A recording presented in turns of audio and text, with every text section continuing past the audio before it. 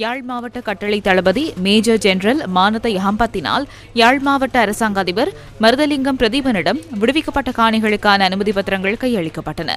யாழ் மாவட்ட செயலகத்தில் இந்த நிகழ்வு நடைபெற்றது. நிகழ்வில் மேலதிக அரசாங்க அதிபர், வலிகாமம் வடக்கு பிரதேச செயலாளர், பருத்தித்துறை பிரதேச செயலாளர் உள்ளிட்டோர் பங்கேற்றிருந்தனர். வலிகாமம் வடக்கு தெல்லிப்பளை பிரதேச செயலகத்தைச் சேர்ந்த காணிகளும் வடமராட்சி வடக்கு பருத்தித்துறை பிரதேச செயலகத்தைச் சேர்ந்த காணிகளுமாக மொத்தம் 40.7 ஏக்கர் காணி இன்று உத்தியோகபூர்வமாக எங்களிடம் கையளிக்கப்பட்டிருக்கின்றது. J233 காங்கேசந்துறை மேற்கு மாங்கொல்லை கிராமத்துக்குரிய 15.13 ஏக்கர் காணியும், அதே வேளையிலே J244 வசாவளான் கிழக்கு ஒட்டகபுலம் கிராமலோல் பிரிவுக்குரிய 20 ஏக்கர் காணிகளும் விடுவிக்கப்பட்டிருக்கின்றன.